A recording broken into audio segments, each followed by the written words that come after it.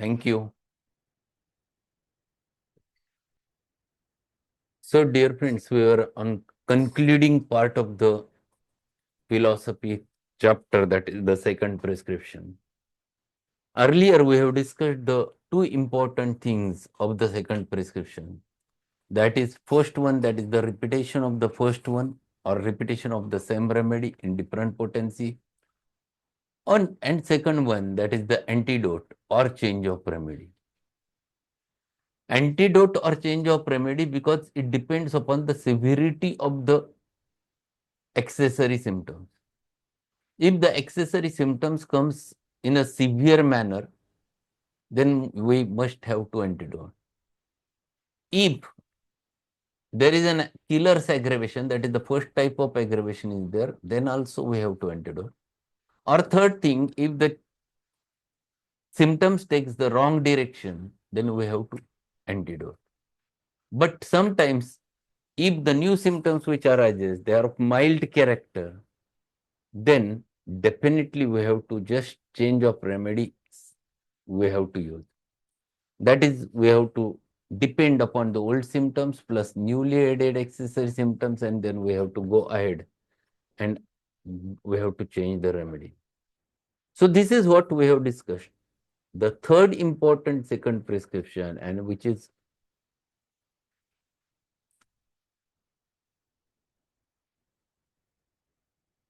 most and important, is the complementary remedy. And this is what we have to learn today. So we'll be on that paragraph, that there is another instance to be spoken of, that is when the second prescription becomes a complementary one. A second prescription is sometimes necessary to complement the former, and this is always a change of remedy. Suppose a little 4 or 5 year old child, a large-headed, bright, blue-eyed boy, is subject to taking the cold, and every cold settles in the head with the flushed face, throbbing carotids, etc. You say, give him belladonna, and belladonna relieves, but it does not act as a constitutional remedy. He continues to have these headaches, which are due to the psoric constitution, and the time comes when belladonna will not relieve them. But upon a thorough study of the case, you find that when his symptoms are not acute, when he does not have this cold and fever, he does not have headache, and हम तुम्हारी माँ छूटेंगे Laddu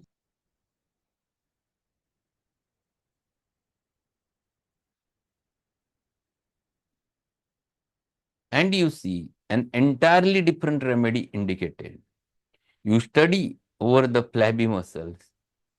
You find his glands are enlarged, that he takes cold with every change of weather, likes enough he craves the eggs, and you decide that the case calls for calcaria.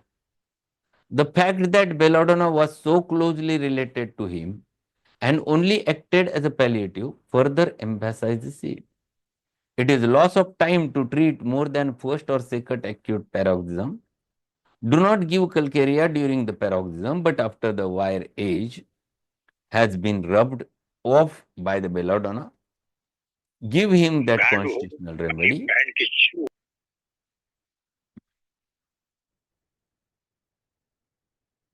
Give him that constitutional remedy that is complementary to belladonna, which is calcaria. Many remedies associated after this fashion, and this is the perfect method of using complementary remedy. This happens many times. We have a case of rheumatism, and who comes to you in an acute state. तुम दोनों की माँ की छूट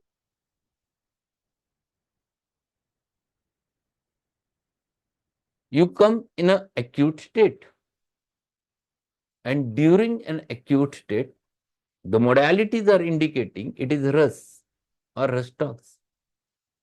You give him a Rustox and patient settles, but he never gets cured because his rheumatism was chronic. तो दूंगा गांडू हे लौड़े के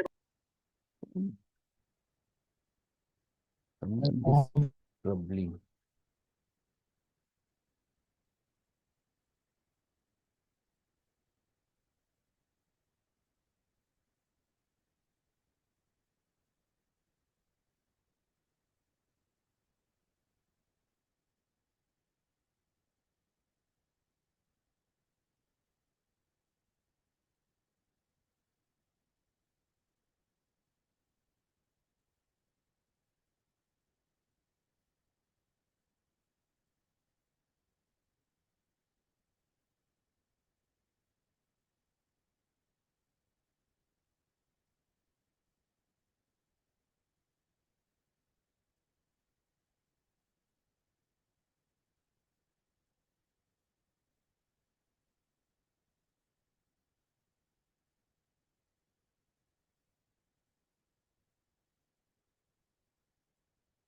After rush talks, patient settles and patient feels better, but he is not cured.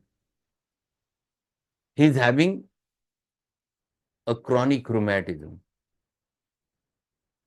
And if you want to treat him, you have to complement the action of rush. Unless and until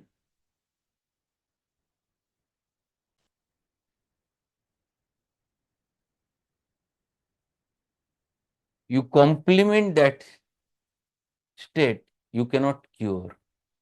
The Rustox has a very acute action. Rustox acts only for 10 days, 12 days, 13 days, not more than that. Actually, action has been given as a 1 to 7 days, but sometimes it may prolonged up to 10 days, but it never persists.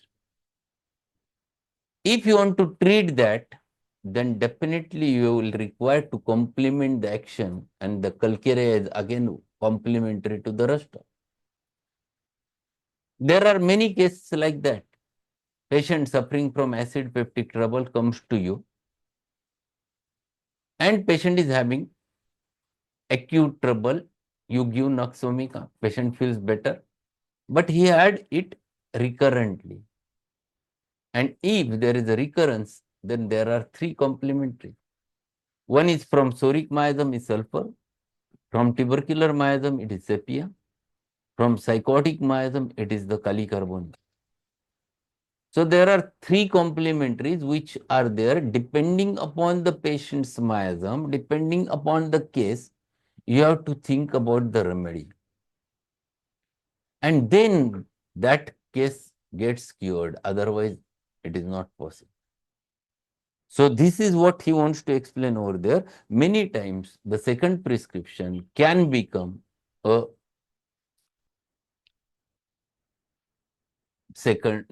complementary remedy. So this is what we have to learn. And what he further says, then there are series of remedies, as for instance, sulfur, calcarea, and like. A medicine always leads to one of its own cognates. And we find that the cognates are closely related to each other, like sepia and naxomica. A bilious fever in a sepia constitution is likely to call for naxomica. And as soon as the bilious fever and remittent fever has subsided, the symptoms of sepia come out immediately, showing the complementary relation of nux and sepia. If the patient has been under the influence of sepia sometime and comes down with an acute inflammatory attack, he is very likely to run towards the nux or another of its cognates. The whole materia medica abounds with this complementary and cognate relationship. So this is very important thing which he explains over there. This is the complementary remedies relationship or cognates, which is very closely to each other. We must know all those things. Sepia, if we consider, nux is one complementary, another complementary with sepia is natrium muriaticum.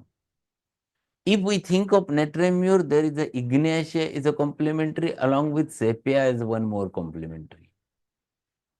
So, if we know them, then we can treat very clearly. Otherwise, it is very difficult. And that's why the remedy relationship always plays a very, very important role over there. Then he says the second prescription also takes into consideration the change of plan treatment. The plan of treatment consists in assuming the case is a psoric one. If looming up before the eyes, all the symptoms in the case and his history indicate psora. The treatment has probably consisted of sulfur, graphitis, and such medicines as are well known to the antipsorics. The symptoms have run to these remedies, but behold, after you have made a patient wonderfully well and you have effected marked changes in the system so that the psoric symptoms have disappeared, he comes into your office with an ulcerated sore throat, with a dreadful head pains, and with constitutional state appearance. That will lead you to say, my dear sir, did you ever had a syphilis? Yes, 20 or 30 years ago. It was cured with mercury. Now, the psoric condition has been subdued and this old syphilitic condition has come up. This then indicates a second prescription. You have to adjust your remedies to an entirely new state of things. So it is also with regard to psychosis. These states may alternate with each other. When one is uppermost, another is quiet. So you have to change your plan of treatment according to the state of the patient. So here he is explaining very clearly that you can plan the treatment of the patient. Second important thing which he has explained that if you would have treated a certain state with the proper remedy and there are certain symptoms which comes out and you ask the patient whether those are the symptoms which he has suffered any time and patient recalls, yes, 20 years back I had so and so thing. If it comes out, it is a good thing. Now you have to think about the previous state and you have to find it out a remedy for that. So these are things which you have to take into consideration and you have to change the plan of the treatment. But at the same time, depending upon the complementary remedy relationship, you can plan the whole work. If patient is a calcarea, in acute phase, patient may enter into the belladonna state. If the patient is calcarea, he may enter into the Rustock state.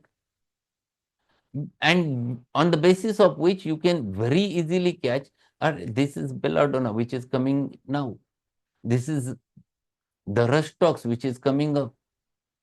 And this you can plan. If you have given him a patient, if you have given the aconite to the patient in an acute state, and if you know that sulfur is complementary to the aconite, then you can plan your work. Yes, patient might land into the sulfur state.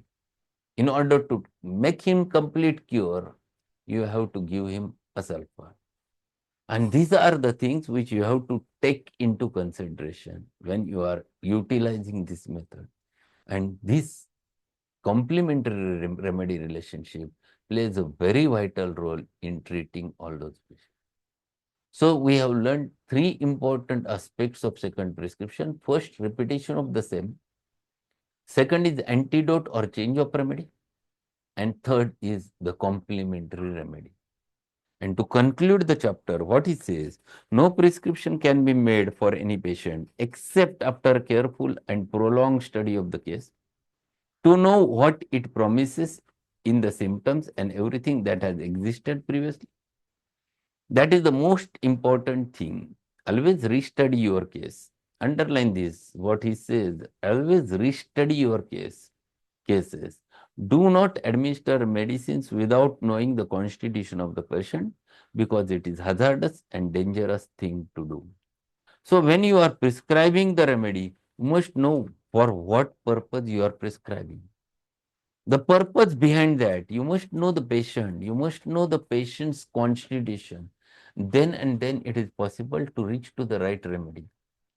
So this was the last remaining part of the second prescription chapter, which we have finished. Only one chapter from the third year syllabus is still remaining. That is the last chapter. Tomorrow we'll start with the last chapter, that is the palliation, and we'll finish the syllabus of third year from Kant's philosophy. Today evening, it is again not possible to conduct the lectures. I think till Dasra, we cannot take the Materia Medica sessions. Till that period, go through the whatever the remedies we have learned earlier, go through them again so that there will be a revision for you and you can recollect many of them. So that's all for today. Thank you being there and meet again tomorrow evening. Thank you, sir. Have a good evening.